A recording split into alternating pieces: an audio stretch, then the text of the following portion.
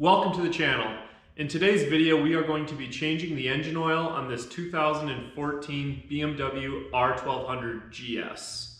Before we get started, please like, subscribe, and click the notification bell if you haven't already. Let's get started. So getting started, the first thing we're going to do is we're going to have to remove the skid plate here. This unit has an aftermarket skid plate, but if you have a factory one, it'll be a little bit easier. To remove this one, it's just a T30 Torx, and you loosen up all these screws.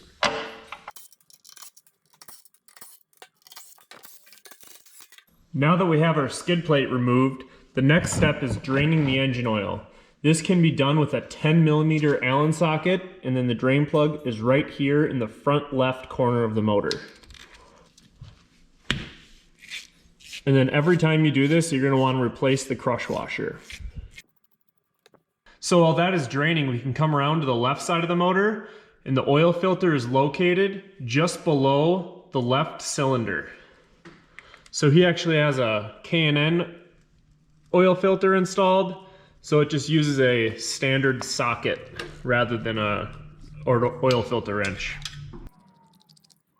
Be sure that the gasket right here stays in the oil filter and does not stick to the sealing surface there.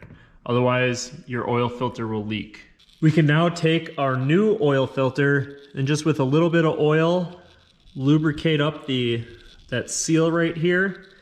And then we're just gonna spin this on, and I like to just go a quarter turn past hand tight. So just tighten it down by hand, and then just go an extra quarter turn. Now that we finish draining, we'll come back around and we'll reinstall our drain plug with a new crush washer. After the drain plug is reinstalled, you can just use some brake clean or a carburetor cleaner of some sort of solvent to spray all the oil off around the drain plug and where the oil filter spilled on the exhaust. If you don't do this, the oil will stain the exhaust and it'll also be pretty smoky. So now that we have our oil filter back on and our drain plug reinstalled, we can go ahead and fill the engine with oil. So I am using Liquimoly 10W40 full synthetic engine oil, and this is a 4-liter jug, and this engine should take all 4 liters. So if you didn't know this, your oil fill plug here, you can use the handle of the screwdriver in your spare toolkit is the special tool to remove this. But if you don't have the handle for that, you can just use a flat blade screwdriver by simply putting it in there, and it spins it off very easily, just like that. And then when we fill our engine oil, you notice this red ring around here? That's our range for where our oil must be in. So at the very bottom of this red ring, that would be the minimum, and the very top is the max.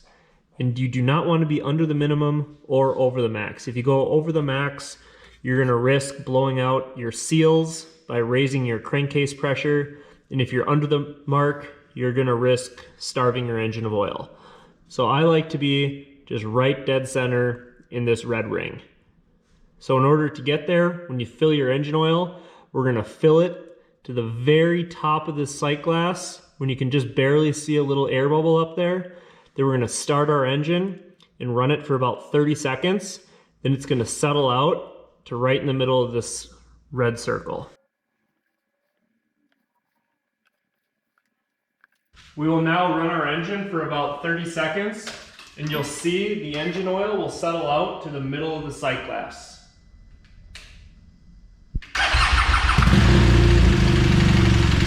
So after running our engine, you can see the engine oil settled out about right in the center of the red circle. So that's perfect and right where we want it. We can now reinstall our skid plate.